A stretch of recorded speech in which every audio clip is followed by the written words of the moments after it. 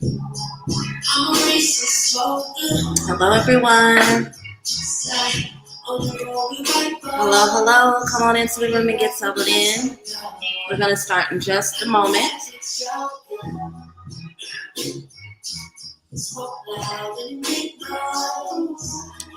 Come on in the room. Come on in the room. Get settled in.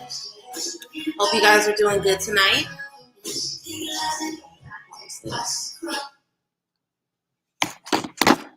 Hi. I am Mambo Soleil. I am the founder and coordinator, facilitator rather, of the Charm School Mentorship Program. I am the Coven Mother of Vision of Dawn Tour. I'm your weekly reader, and I'm a dope bitch straight up out of Oakland. Hello, hello. I am here tonight for the happy hour segment. This is a weekly reading we do together where we come together and we just basically have virtual happy hour. We chat, we shoot the ish, we have libation if you are someone who drinks alcohol. If not, then you just have a cozy little beverage, a tea, a soda, whatever makes you comfortable. And we just hang out for about an hour, sometimes a little more. I try to do a topic every week just so that way we can have like questions and a centralized discussion. So as you can see, if you clicked on this video, the title for this week, we're going to talk about that lady who fell in love with her psychiatrist. But we're going to talk about it in a broader context of both AI psychosis as well as parasocial relationships. Because I've talked about parasocial relationships here on this segment before, but I think that we got to talk about it a little bit further because it's something that's existed pretty much since the internet has been around, but it has only gotten progressively worse post-pandemic. With the amount of people that were in their house, isolated, lonely, wrapped up in their own imagination, people have really implanted themselves on people that they only know virtually, and it's led to some really complicated problems. Hey, KFS. Hi, Bertal. Hey, Sanidra. Hey, Aja. Thank you so much for joining me tonight. As you come into the room, introduce yourself. If you say hi, I'll say hi back. Hit the scale emoji to let me know that you're with me. Also, make sure that you hit the like button. If you know anyone that would be interested in this topic who likes tarot readings, because I may pull cards depending on if people have questions, go ahead and invite them into the room as well. For those of you who are here, how many of you all are familiar with this lady, Kendra? Kendra, I don't know her last name, but these videos of her have gone viral over the last few weeks. A lot of people are familiar with this story. How many of you guys are familiar with the woman who fell in love with her psychiatrist and the story that's kind of gotten a lot of wind over TikTok? How many of you are familiar with this? Hit the scale emoji in the chat and let me know. If you don't know who she is, if this is new to you, say it in the comments and I'll try to give a little synopsis of the story.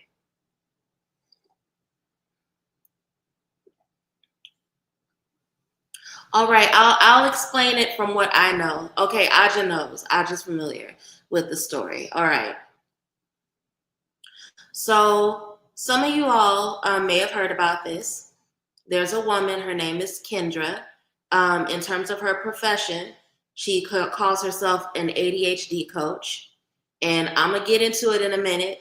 I have things to say. Even though I am myself a spiritual life coach, there's a reason why I have not gone as hard within this year with my coaching services as I have in the past.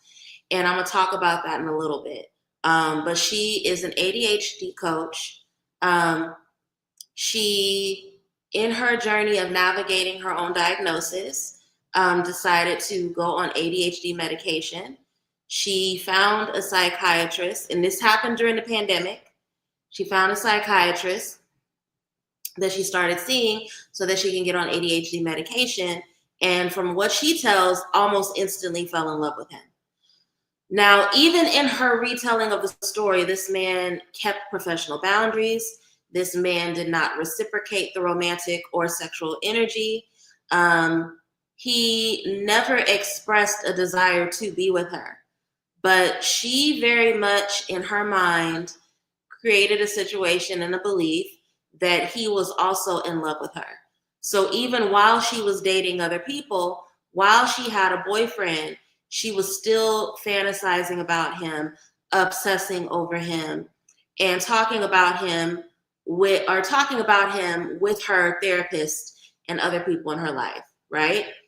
So again, very, very clear, this man never expressed a desire for her, but she is deeply convinced that he wanted her back, right? Yeah, low-key it is. Low-key it is some single white female-ish. And basically, from what I understand, after about 4 years of him seeing her virtually, she came to learn that he was seeing clients in person. And she insisted on seeing him in person because she wanted to be face-to-face with him. Now, here's the thing. That is a red flag.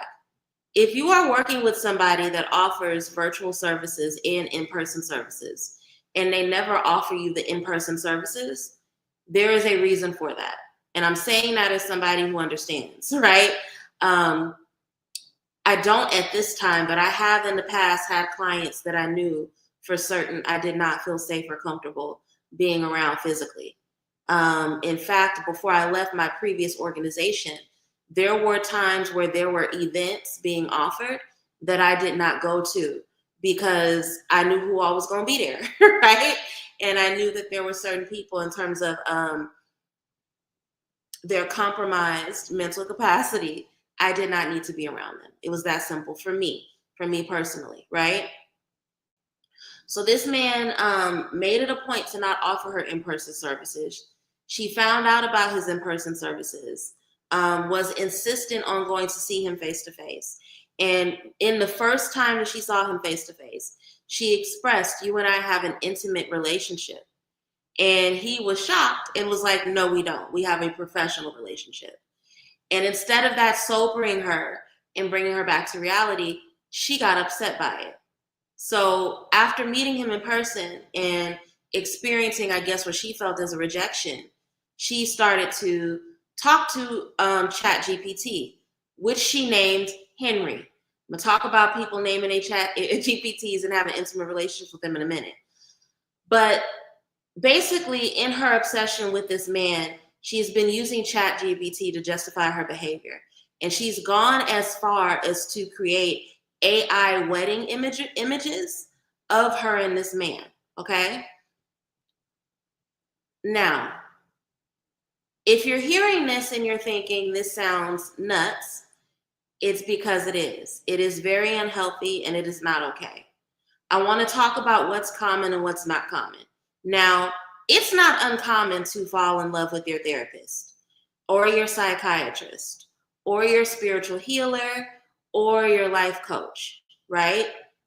These are all positions in which you are offering a very particular level of care to people, in which, especially if they have any kind of trauma around not feeling seen, not feeling wanted, not feeling understood, and you provide that to them, it is not uncommon for them to develop an attachment, right? So that in and of itself is not uncommon.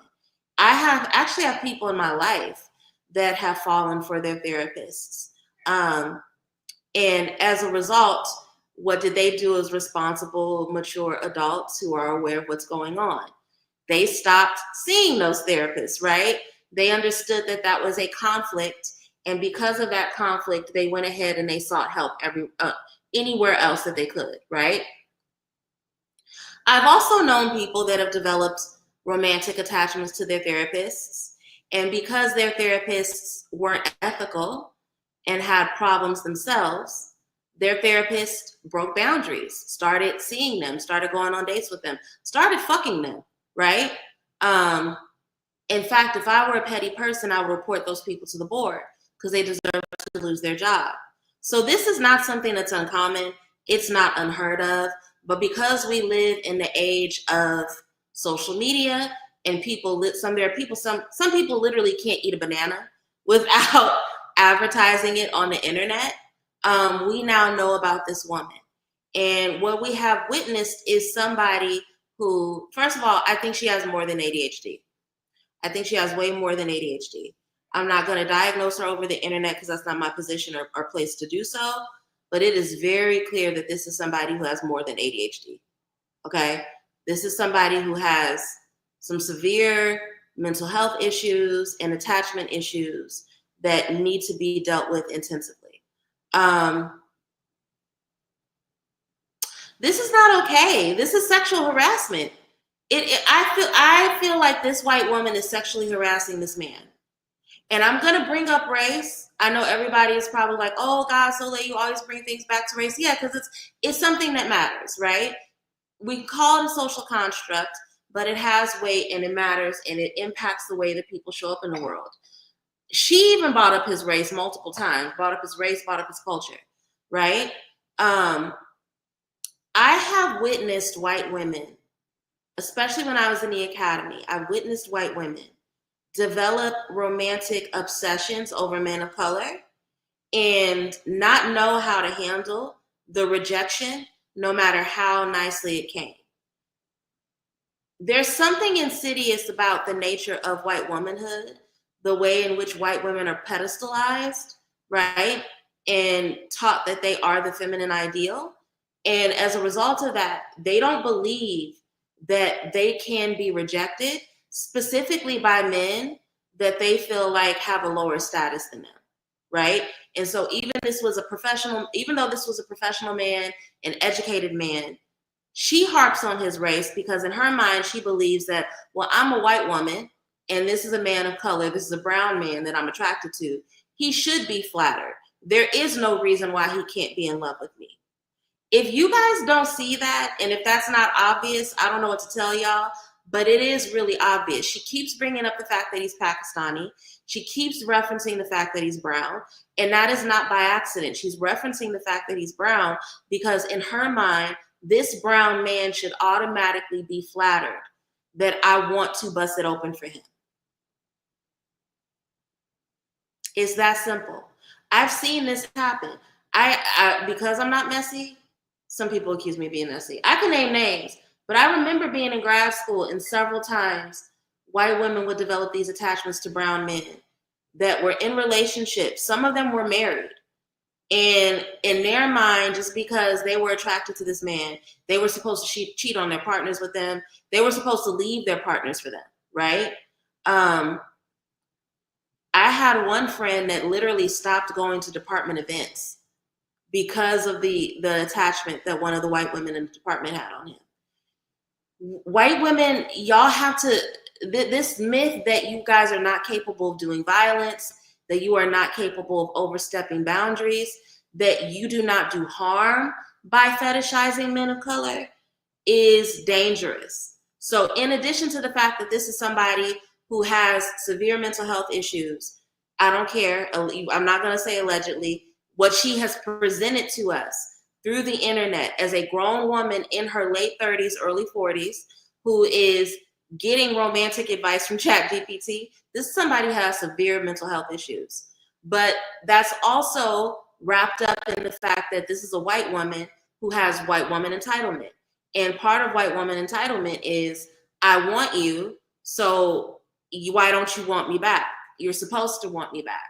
And even if you're saying to my face that you don't want me back, you're lying. There's no way, there's no world that can exist in which you don't want to sleep with me, right? That is a thing that happens. When I first met my therapist, she gave a lecture about how she is on social media, but would never respond if I comment on anything. I told her, if I'm not a fucking weirdo, why is this being brought up? It's being brought up because people do that. People will follow their therapists. They will follow their doctors. They will follow their neurologists. They will follow their life coaches. And they will expect a certain amount of parasocial intimacy from them. So I'm not surprised that she felt the need to say that to you. Your therapist probably had a past experience where a client followed her on social media and expected friend-like engagement from her. That's not uncommon. I've had to let clients go. I've had to let students go because they've conflated my friendly demeanor with me being their friend.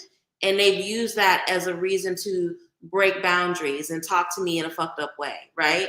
I told y'all about the client that literally was hitting on me, that was telling me that I was sexy anybody would be blessed to have me as a partner and all this other creepy shit. And I had to stop seeing them as a client. That woman, this was in 2022 or 2021 that this happened. This woman will still threaten me in my email to this day. I've blocked them from many email addresses. They'll send me emails saying that if they ever see me in public, they're going to spit on me. They're going to cut my head off, like all kinds of crazy shit. I've had to send those emails to the police department. When somebody is unhinged, when somebody is dealing with mental issues, especially mental issues that results in psychosis, they will implant on the people that are sent in their life to heal and to help them. And part of the ways that they implant is either they will parentify and pedestalize this person and turn them into a parent, or they will romanticize them and fantasize about them, right? This woman even went as far as to say that she had a dream that he was fucking her in his office. And when she told him about the dream, he seemed visibly uncomfortable. And do you know what she said to justify his discomfort?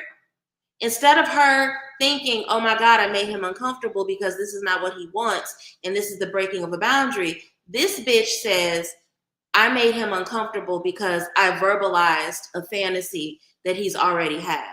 She doesn't know that. She has no evidence of that, right? But again, that psychosis, that implanting on somebody who was meant to help her heal herself, it's insane. And AI has a role to do with this. It absolutely has a part to play in this because she's going to ChatGPT to justify her actions instead of listening to the people around her that are telling her, hey, this is not okay. This is unsafe. You're making him uncomfortable. You're doing too much. What was the first? And again, she thought in sharing the story that she was going to get a lot of accolades and a lot of support. First thing she did was turn off her comments because she didn't want people telling her that she was wrong. And so after she turned off her comments, but she still wanted engagement, what did she do? She used ChatGPT. Y'all got to stop using ChatGPT and these AI bots as a replacement for therapists, as a replacement for healers.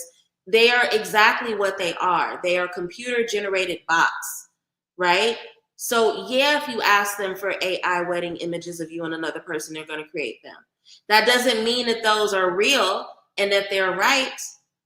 This woman went on as far as she's having delusions that they were married in a past life. If you can find the clip of her saying that they were married in a past life, please watch it and look at her eyes as she says it. She's not a healthy person.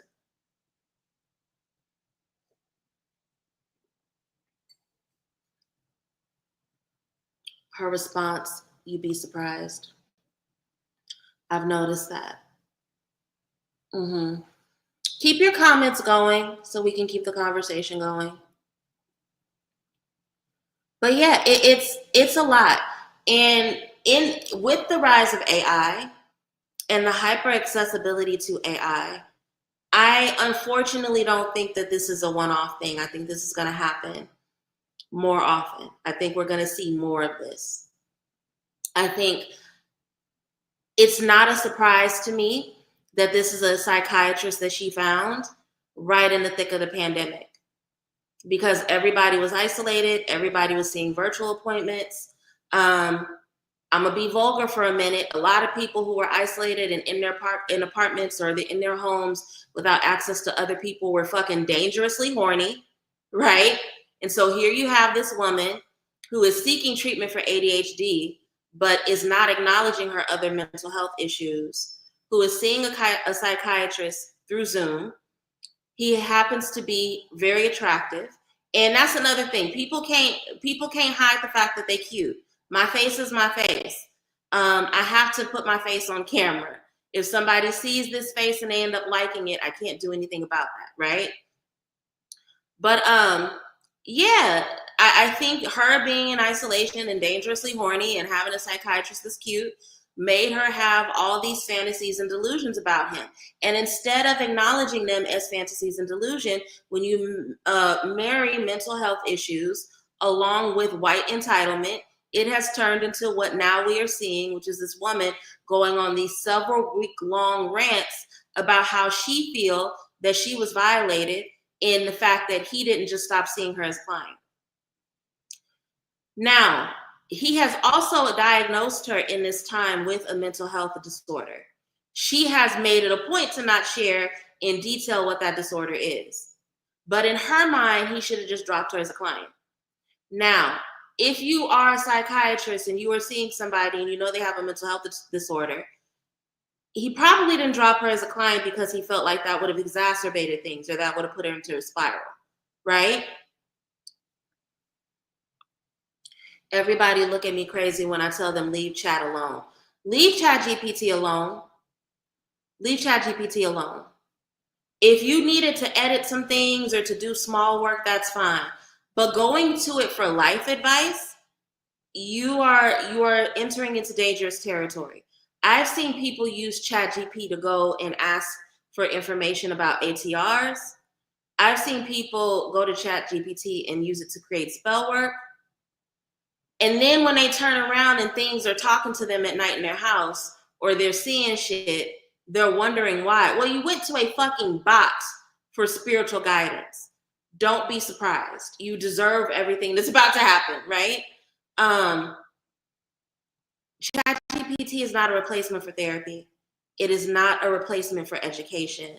It is not a replacement for a spiritual elder. It actually puts you in a dangerous situation if you use it in that way, right?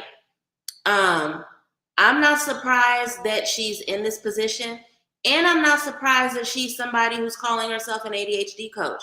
I found out about another crazy white lady on the internet today. I shouldn't say it that way, but another woman on the internet today that's calling herself a coach. People are abusing the coaching title. They really, really are. And even though I am a trained life coach and I am a spiritual life coach, I can literally tell you the organization that trained me.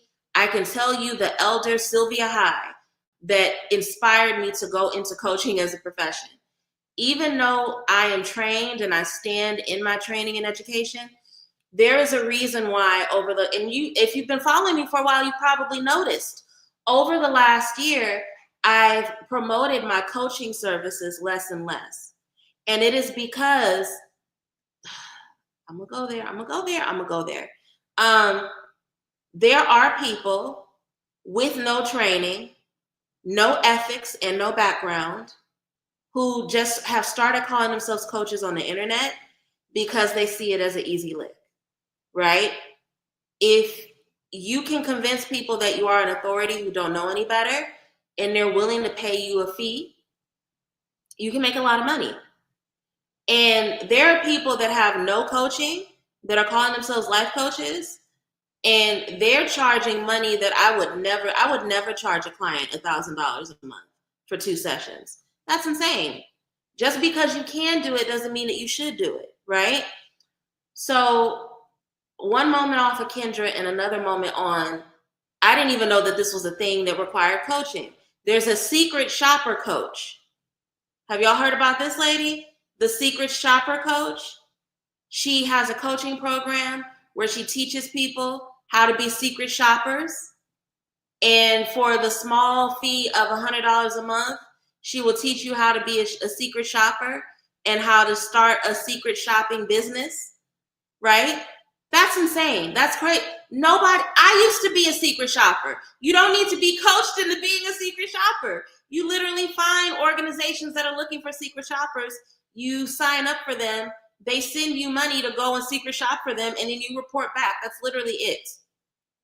You don't need to be coached through it. People are abusing the coaching title. And I've made a lot of changes in how I promote my business. And even though I still offer my coaching services, I've deprioritized it because I've watched how people abuse it. Even in, how honest do you want to be, Soleil? In the past, I've had other spiritualists see what I've been able to do for other people through coaching, get envious of the relationships and the breakthrough I brought other people. And because these people are naturally very greedy, they've decided, well, I'm just going to start offering coaching services. And when I've tried to explain to them, like, okay, well, that's great, but you may want to get some certification. You may want to get some training. You may want to prepare yourself for the ethics of it. They're like, no, it's fine. Because of my style and because of the way I'm doing it, it's going to be fine. I used to be offended when my friends who are licensed therapists would talk shit about life coaches because I am a life coach, right? Now I see why they had such trepidation about the field. Now I understand why they had such suspicion around it. A mystery shopping coach? You don't need a mystery shopping coach. That is insane. I'm not going to go as far as to say you don't need an ADHD coach, because I can't imagine things that an ADHD coach is able to do for you that maybe a therapist or a psychiatrist won't do. Because again, you have to remember, your therapist is there to give you breakthrough and coping strategy. Your psychiatrist is there to literally give you medication. That's another thing. I've learned from watching this Kendra woman that most people don't know what the difference between a psychiatrist and a therapist is. Hi, Lava Lynn. Hi, Josie. If you guys have questions about either AI psychosis or this Kendra woman or anything related to what I'm discussing that you want me to pull cards on, don't be shy about putting your questions in the comments. Hey, Elisa. Elisa, I owe you a phone call. We were supposed to talk on the phone, and then life lifed with me, and I lost track of time. So I'm gonna text you when I'm done with the live tonight, just to see what your schedule looks like over the next couple days, because you and I should check in. Hey, Nicole, this Kendra woman is a lot. So Kendra, not Kendra, Nicole, I'm glad that you're here because you are a therapist. So I'm grateful to have your perspective. I'm so glad that you're here. I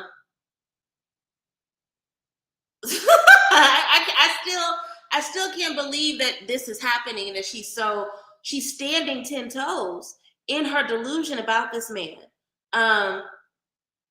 But yeah, a huge part of the reason why I deprioritize my coaching services is because I don't like what people are doing with the coaching title. I don't like the way that people are exploiting it. And for me, I would rather let that be a service that people find out about through word of mouth around me or through working with me in another capacity than to advertise it, because I have so much fear and trepidation around getting wrapped up in the image of these predatory people that are misusing the title, right? When I found out that those fresh and fit niggas were offering coaching services, that's when I was like, oh my God, this is too much. This is too much. Because you have Timon and Pumbaa who have horrible romantic lives, who are deeply bitter and painfully unattractive, there is predation. They are being predators towards lonely men and feeding them bad advice and overcharging them and calling it coaching. Coaching is meant to make your life better. Coaching is goal-oriented. If you are coaching somebody and they don't see results in a couple of months, even if the results are small, then your work is not working. And I've watched people wrap people up into these coaching relationships and their lives don't change at all. I can name in concrete ways the people that I coach, how their lives have changed.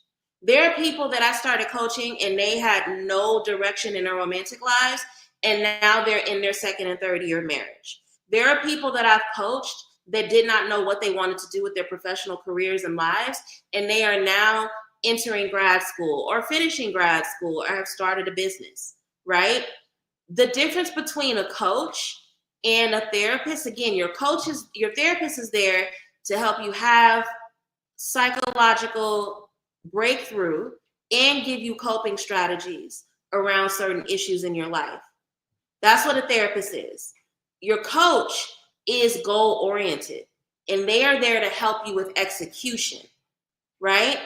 This Kendra woman who is an ADHD coach, I really encourage, if you guys did not see the video of one of her former clients coming forward, I encourage you to go and look at it.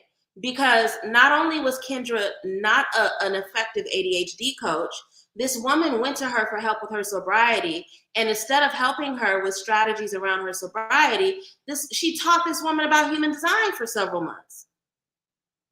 You don't need an ADHD coach or a life coach or any kind of coach to teach you about human design. What you need is Google and an app and a book to learn about human design. And she charged that lady $1,000 a month. She made that woman pay her $3,000 up front. I don't like what these people are doing with the exploiting of the coaching title, because it fucks things up for us that actually have training, that actually have certification, that can actually point to who our teachers, our elders, who our mentors were. We can literally walk you down and show you where we got our education. And these are just people that are like, well, I've decided I'm an expert because I have access to ChatGPT. I would not be surprised if this Kendra woman uses ChatGPT to structure her coaching sessions. And that's probably how she ended up teaching her former client about human design when she came to her for support with her sobriety. Girl, there's a client video. There's a client video. If you want, I'll share it after the live is over. I'll send it to you. But it's heartbreaking. It's actually heartbreaking.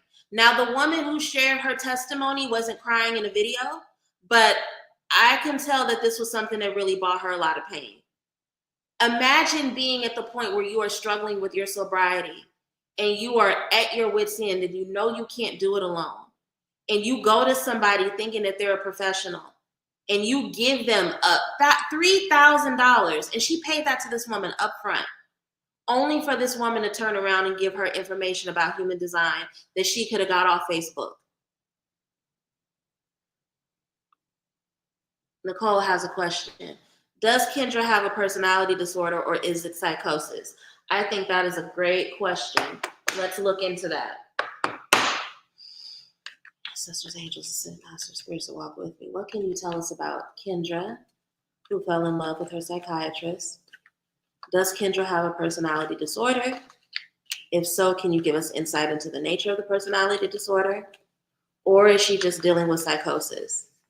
Is the psychosis a result of pre-existing mental health issues? If so, can you give us insight into the nature? Any wisdom shared is deeply appreciated.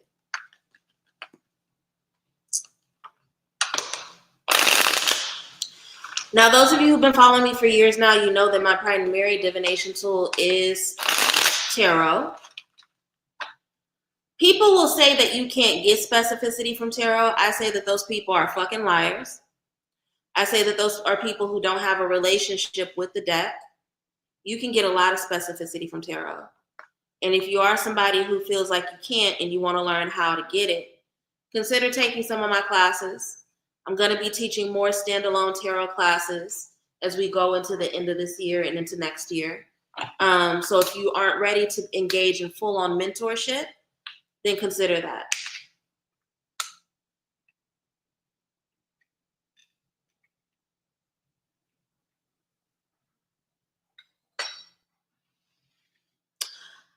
I don't think that she has a personality disorder.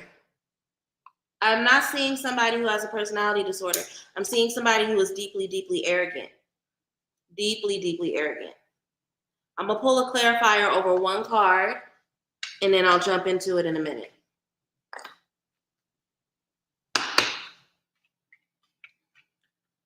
Clarify the Ten of Cups. What do we need to know about the Ten of Cups?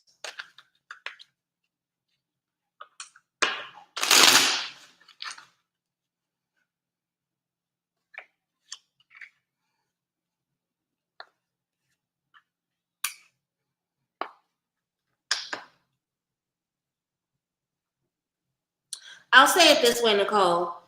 If she has a personality disorder, there is a possibility that she has a personality disorder. I don't think that this is psychosis at all.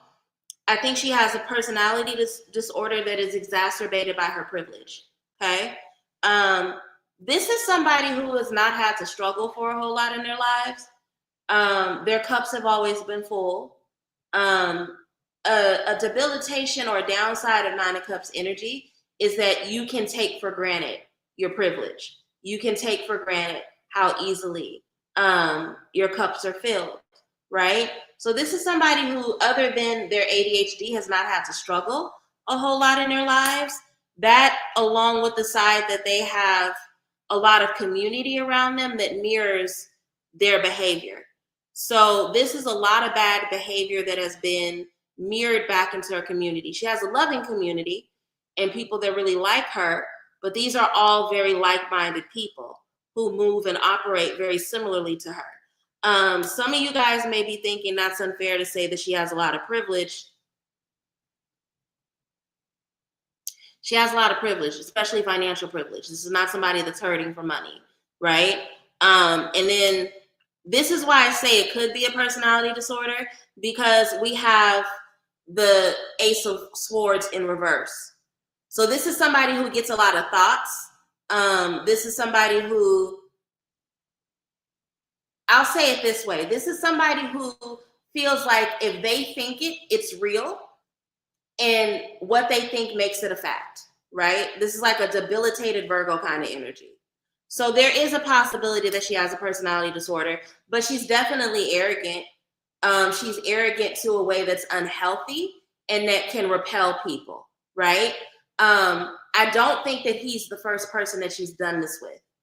It may be the first person that she's done this in a romantic capacity with, but I do think that when she repels people or when she expresses her entitlement, it has made people pull back. And instead of her seeing it as, oh, I'm doing something to push them away, she sees it as, well, they just really like me, or they want to be me, or And that's very much a debilitated Sun card kind of thing to do. There's a part of her that knows what she's doing is fucked up. So it's not for a lack of understanding around her actions. But she's again, Two of Pentacles is an energy of someone who's struggling with balance, right? That tightrope energy. So her mental health is definitely imbalanced. I'll say that. Four of Pentacles, she also deals with a lot of isolation again. And I think that isolation comes from this Sun card in reverse. So she also has bad attachment issues. Four of Pentacles can represent somebody who has attachment issues, right? It's somebody who clings to things. So if you compliment her, if you're nice to her, she's going to cling to you. You become a possession in her mind. And then we end with the Six of Pentacles. Again, I don't think this is the first time she's done something like this. I think people give her a tremendous amount of grace. Again, you have to remember, this is a blonde white woman. People give white women exorbitant amounts of grace. I told y'all about the time that when I was working in disability services, and there was a white woman in the office that would literally come to work zooted off of pills and would say in work that she was high and did not get fired, was not punished, not anything, right?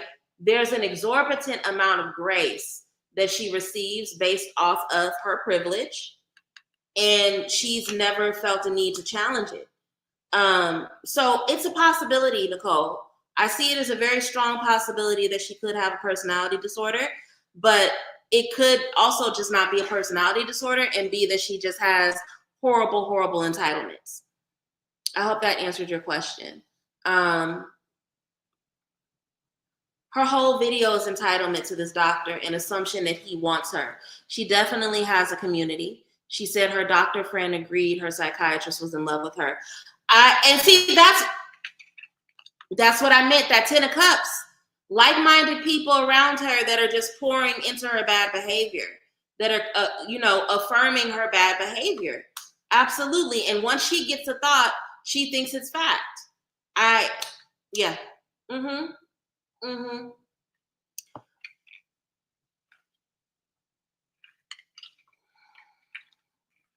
It's shameful. I feel sorry for that man because she doxed him.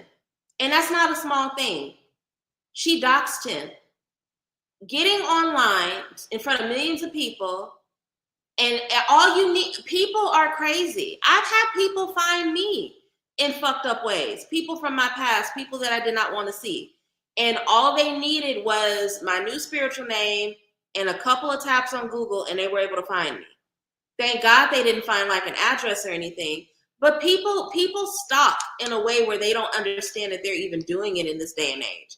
And for her to have stated his race, stated his name, stated the city in the county she lives in, and talk about him offering online services, that's more than enough to locate him. And so I fear for this man's safety. I fear for his safety.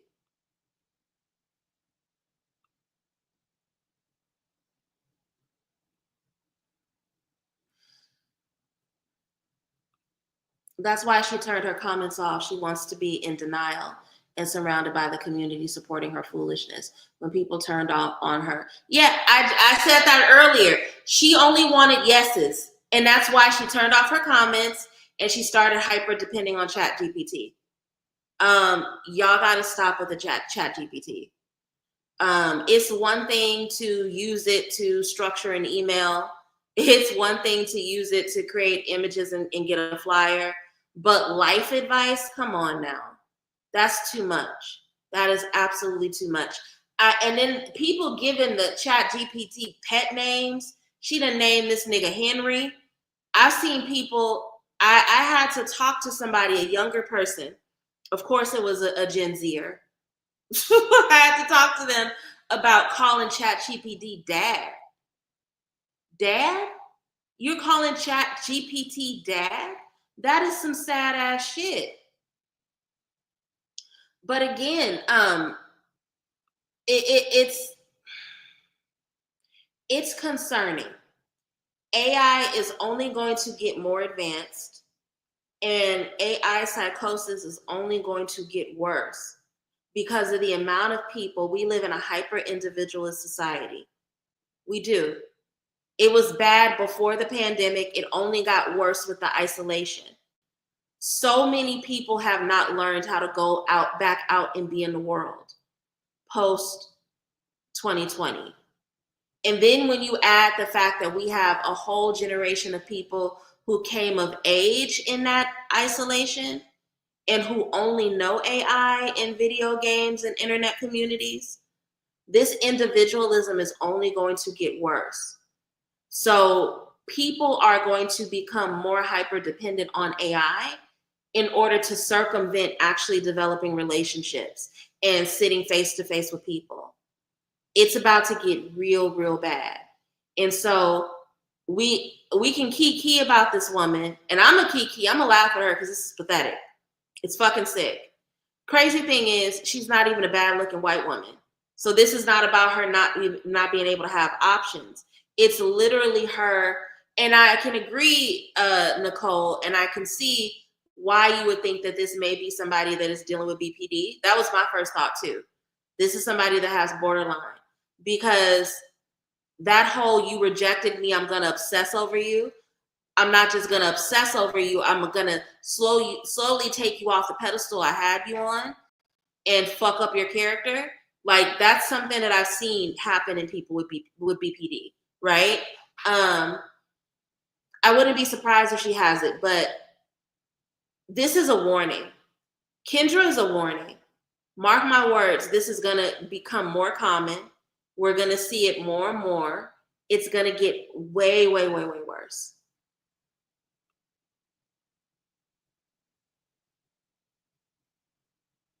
Skynet. Oh my God. Skynet is Chat GPT. You are absolutely right, Nicole. Skynet is Chat GPT.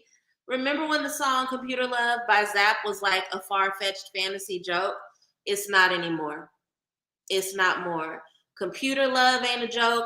Digital Get Down from NSYNC ain't a joke.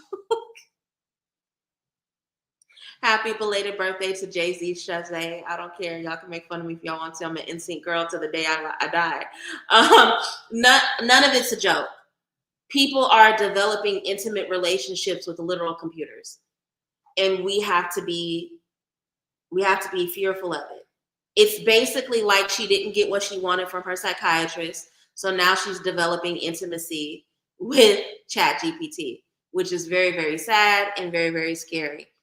AI is already taking jobs. My company stopped outsourcing some work and bought AI in. It's about to get real bad. It's about to get real bad.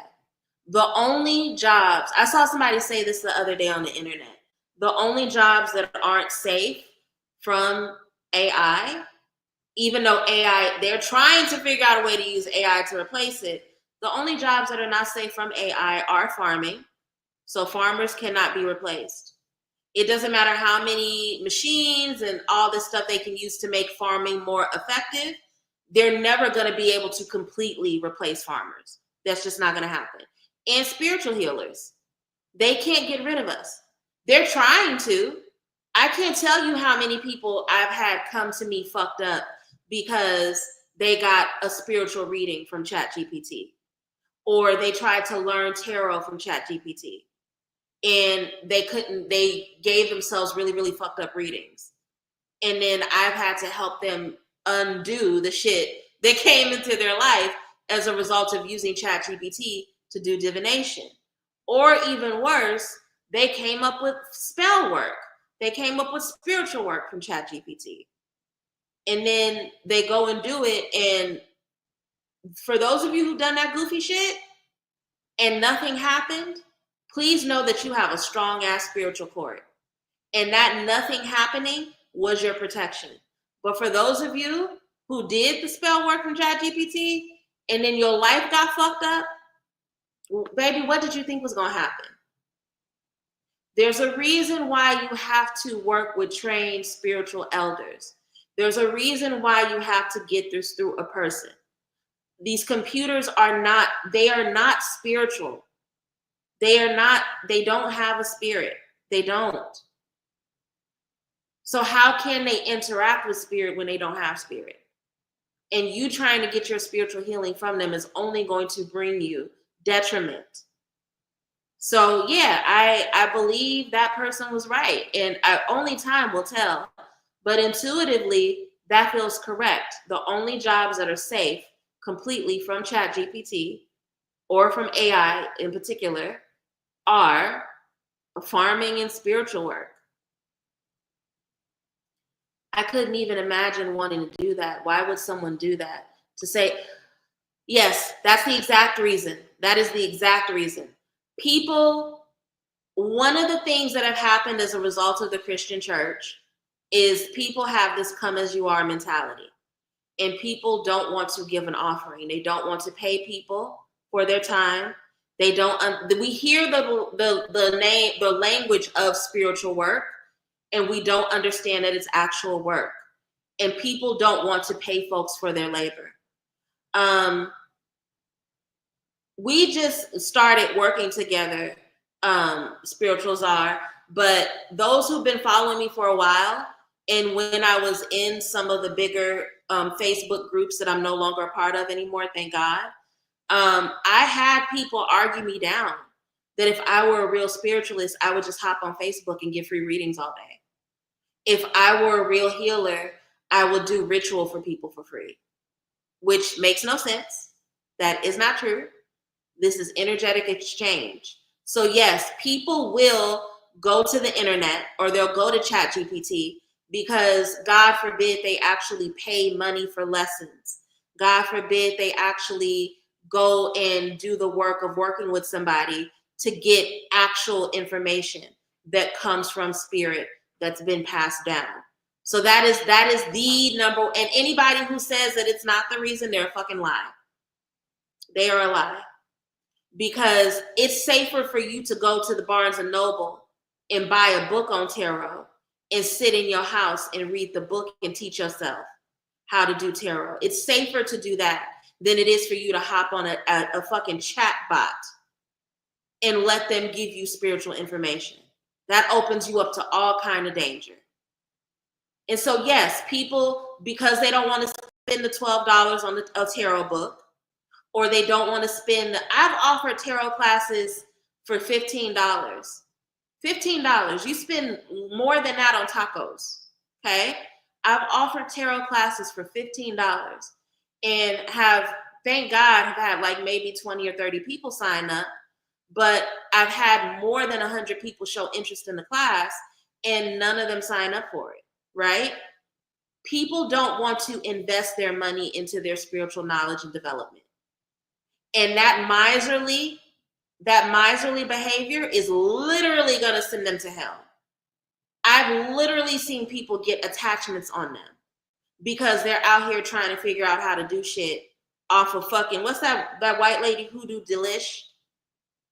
Instead of going to an actual elder to get information. It's insulting and it's work. I value and take this seriously. And that's why you will not be somebody who is waking up in the middle of the night with unknown entities literally scratching at your feet.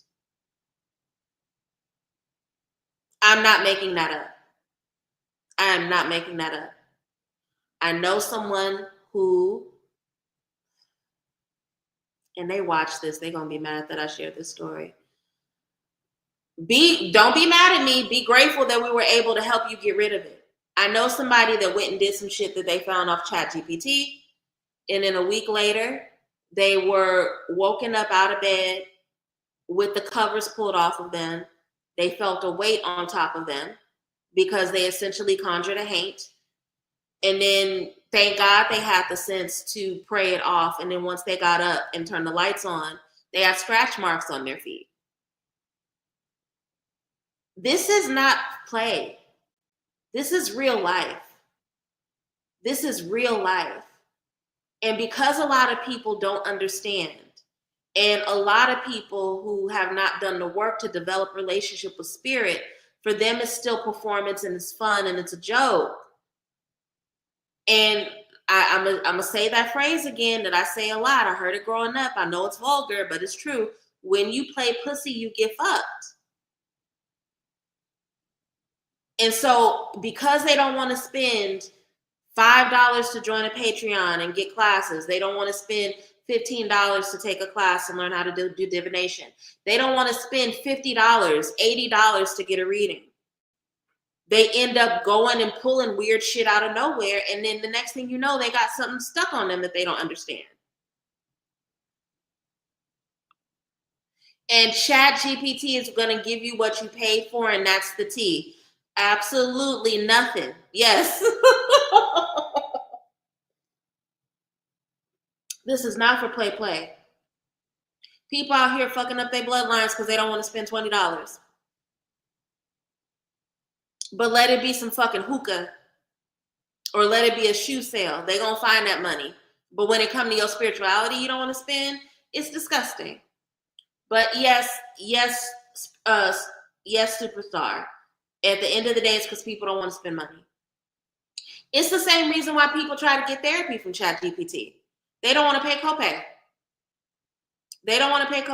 So because they don't want to pay the $50 copay on top of their insurance to go sit in front of a therapist, somebody who's actually trained, who's dedicated their life to this skill set, who has literal years and probably hundreds of thousands of dollars worth of education, they don't want to sit in front of them. They will go on ChatGPT and let ChatGPT give them fucking psychosis and exacerbate their mental health issues. People are cheap, and they're cheap about the wrong things. I can't tell you how many times I've sat in front of people that are literally wearing Gucci, like Gucci'd out Gucci shoes, Gucci purse, Gucci everything, telling me that they can't afford to go see a therapist. It's not about what you can afford, it's about what you prioritize.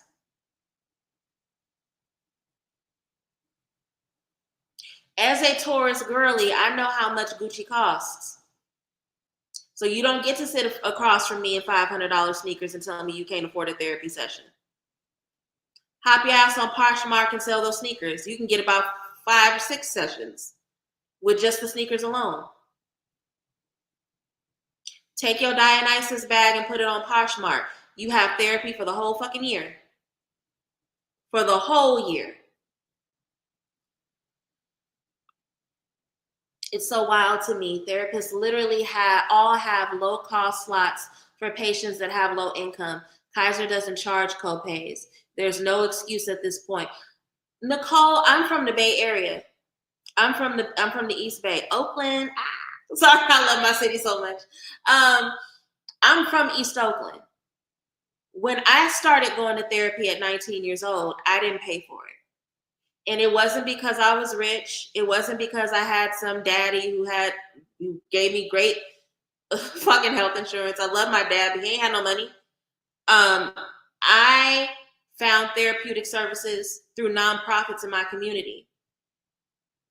If you live in a coastal city, you really don't have no fucking excuse. If you are blessed to be in a big city that, you know, has a big nonprofit scene, you really don't have an excuse to lie. There are churches that offer free therapeutic services.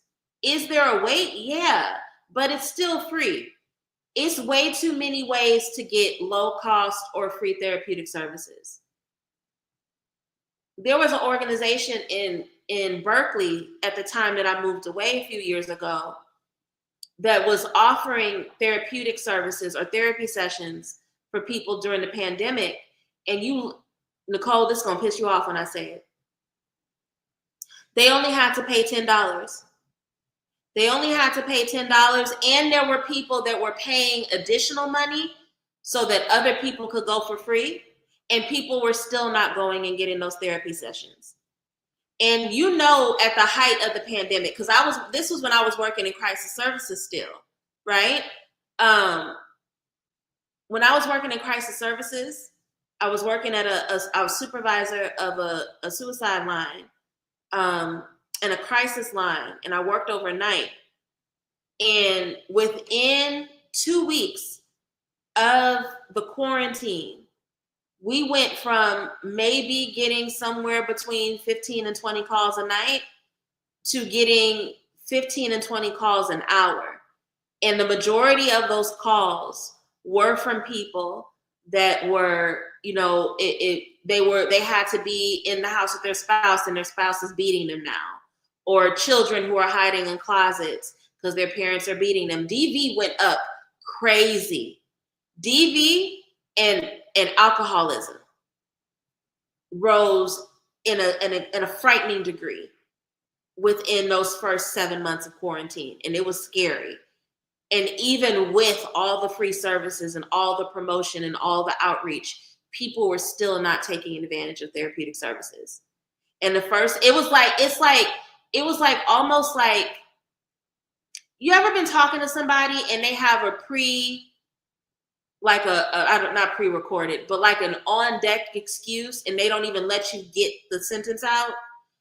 It was like an on deck excuse that people had, where it was like, you're trying to say they should go to therapy and they're like, I can't afford it. And they don't even let you explain to them that it's free. And then for whatever reason, even when you tell them it's free, they're still saying they can't afford it, right? That's how one of my doctors was when people were crossing the border with Gucci, but only wanted to pay $5 a month for cancer treatments. Yeah. People have bad priorities. People will literally sit in front of you, and I've had students, I've had clients book cruises, take luxury vacations, and then turn around and tell me why they can't afford my services, or tell me that my services are too expensive. You just spent thousands of dollars on a cruise, but you can't pay for consultations every month? You want to nickel and dime me about what my services cost while you're wearing designer? Okay. All right. That's how it's supposed to be for low cost sliding scale therapy sessions. $5 to $10 a session should be what it costs the patient, and the insurance should be paying the therapist a bulk of the cost. Absolutely. Absolutely. There are therapists that don't take insurance, and these tend to be the therapists that do charge like $200 and $300 a session. But these are typically therapists that are like for CEOs and bougie people and shit. That's not what most therapy is.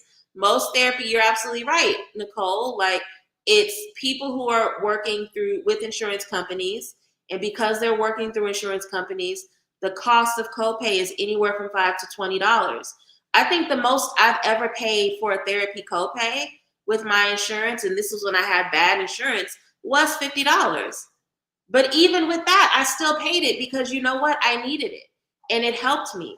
It's part of the reason why I was even able to do my spiritual work. It's part of what made me dedicated to everybody want to talk about breaking the generational curse.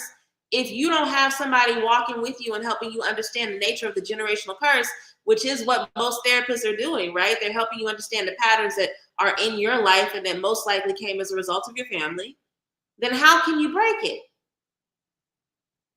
But this is why I don't trust spiritualists that don't go to therapy. This is why I don't trust spiritualists who don't have spiritualists that they work with, because even the healers need healing, right?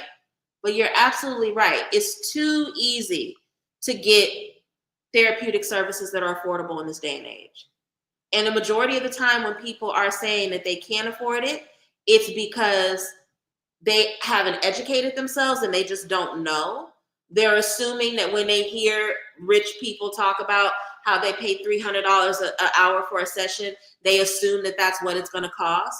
They don't think about insurance, or they just don't want to do it. They just don't want to do it. Yes, if I'm sitting with you at an omakase dinner and I know that you spent $185 on dinner and you're telling me you can't afford therapy, I'm looking at you sideways. And I have no apologies about that.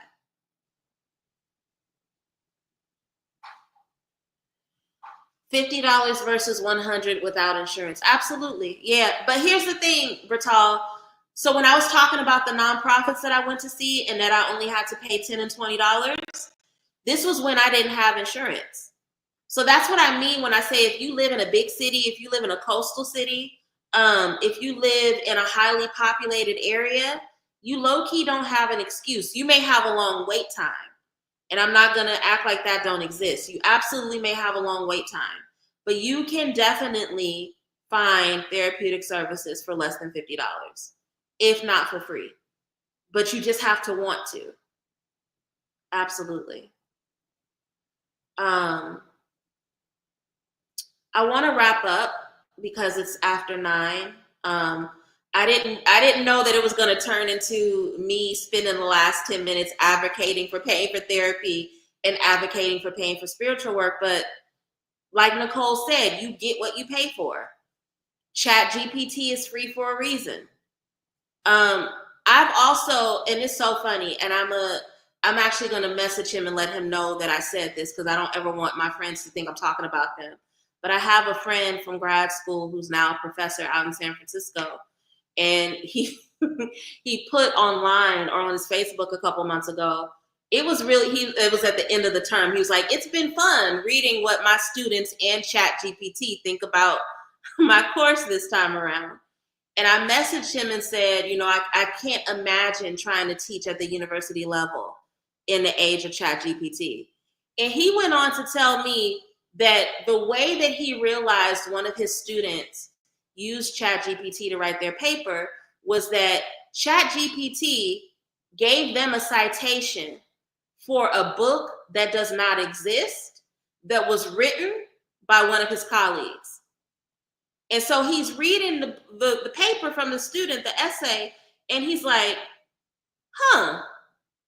when did this person publish this book? And why wasn't I invited to the book release? I was invited to all of their other book releases. And then he had to go and do research on his own to figure out that the book did not exist. That's ChatGPT. It literally is giving references that don't exist. It's literally making up shit out of thin air. It's literally repeating things that don't make any fucking sense. I use ChatGPT to structure my emails. I'm not going to lie. I use it for that because I absolutely suck. Anybody who's taken my classes, you know that I'm the queen of typos. So after I write an email, I will put it in ChatGPT and have them edit it for me. And then I'll go back and I'll edit based off of what they've given me. But nigga, spiritual advice, really life advice, coaching advice, you calling ChatGPT dad? That is insane. there's something that I say a lot, and I'm going to use it to close this out because I think it applies to people like Kendra. Whether she has a personality disorder or not, we're not going to diagnose her tonight. But there are people like her that are a lot of predators don't know that they're predatory. And that's something that I had to learn the hard way. But the easiest way to figure out if somebody is predatory is, can they turn any and everything into a hammer? What do I mean by that? Hammers are heavy, they cause pain, they can bring a lot of abuse. There are people that can turn anything and will turn anything in this world into a weapon, right? Libraries have therapy events. If you are blessed to be somewhere where you still have an active library, support your fucking library. Before Trump fully turns America into Gilead and takes away all the libraries and makes it so that women can't read anymore, please take advantage of your libraries. And Tashana is absolutely right. This is one of the main things. Libraries have free therapy events. Libraries have free therapy events. They'll have food drives. They'll have book drives where you can take the old books from the libraries. Are beautiful resources. Please use your local libraries. But back to what I was saying. A predator is somebody who can turn anything into a tool of abuse. They can turn anything into a weapon. Even though I'm harping on AI a lot, I'm not anti-AI.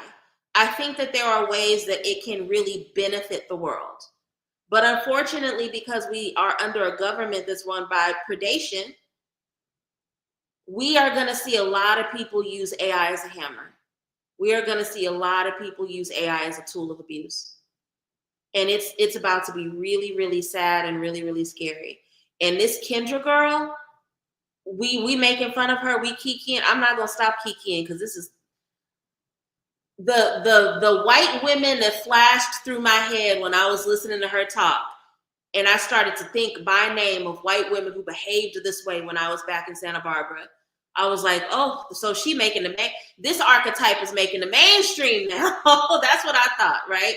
We can laugh at Kendra, but we're about to see a lot more Kendras. We're about to see a lot more people who, instead of getting help to change their patterns, use and abuse AI, use and abuse social media to double down on their predation and to justify their predation. So protect yourselves, be careful. If you have not already watched my course on how to protect yourself with social media and how to enchant your social media for protection, I strongly encourage you to go and watch it. It's both on my Patreon and you can purchase it as a standalone class. AI and AI is a part of spiritual warfare. Absolutely. AI belonging to the internet has become a principality at this point. And so because it is a principality, it is a part of spiritual warfare. Absolutely. Absolutely. But protect your social media, protect your own head so that you don't fall victim to things like this. It's only about to get worse. So taking it seriously and incorporating it into your spiritual protection is a necessity right now. Okay? So I'm going to say that. I'm going to wrap up for the night. I hope you guys had fun. I didn't even finish my Prosecco. I was talking so much. Hold on a second. I'm going to finish this once I get off because this is a good Prosecco. This is that, how many of y'all have had the Array? Issa Rae's Prosecco? It's really good. I like it because it's not super sweet. Some Proseccos can be really, really, really sugary and almost leaning into that bubbly Moscato territory, and I don't like super, super sweet. But I'm going to finish this when we get offline. Love you all. Thank you for joining me tonight. I will be back on Sunday to do the weekly forecast or the weekly energy reading. So make sure you come through and join me. If you enjoyed tonight's segment, you can leave a love offering. It's not a necessity. My Cash App and my PayPal are scrolling below. They're appreciated, but it's not a necessity. This is just something that I do to shoot the ish with you guys. Ancestral Life Path readings are still on sale, and they will continue to be on sale. The last day is the 31st of August. So they'll go off of sale after September. I will be back here Tuesday of next week to do a Q&A and info session about my Charm School mentorship program. Hopefully some of my girls that are currently enrolled will join us that night to give their feedback about the program. If you are looking to work with a spiritual mentor, I'm here. You do have to interview, and so if you're not in alignment, I won't accept you. So that's another thing you guys need to know. Do I do this professionally and full-time? Yes. Am I accessible to everybody? Yes and no. Like, you can get to me, but that doesn't mean that you get to work with me, right? And I don't mean to say that arrogantly, but if I can tell that we are not going to be matched as a mentee and a mentor, I would rather let you go and find somebody that jives with you than keep you. I have tried to work with people before just because I liked them as individuals, even though I knew that there were things about their character that weren't in alignment, and that did not go well. And so that's something that I don't bend on. So, and also I have an independent study program, because sometimes people need mentorship, but they're just not ready for it, either due to time, lack of discipline, whatever it is. So there are multiple ways that you can get education through and with me. I will go over that on Tuesday during the Q&A. So if you're interested, make sure you return on Tuesday at 8 p.m. EST to learn more about the things that I offer, ways to work with me. And even if you don't want to work with me, I can give you wisdom about how to find somebody to work with in community, okay? But make sure you're back here on Sunday, because that's when we do the weekly energy reading. That's when I give the general forecast, and I do take questions from the audience at that time, okay? If you guys want to book a reading with me, or if you want to check out the classes that I offer, the link to my website, soleilconjureshop.com, is below. You can always text me as well at my business number, 404-654-3246, either to book a reading or to inquire about future workshops or classes that I've already taught. Last thing, I almost forgot. I have chosen a location and a date for the 2026 Divine Feminine Hoodoo Retreat. It is going to be June 26th through the 28th in San Diego, California. So if you guys are interested in that, I will have more information as well as the link to the intake group for the retreat on Sunday during the weekly energy reading, okay? I want you guys to get some rest, take care of yourselves. The retrogrades are still kicking us around, so get your rest, mind your business. Don't let anybody bait you into any unnecessary arguments. I love you all, and I'll see you on Sunday. Take care. Good night. Bye-bye.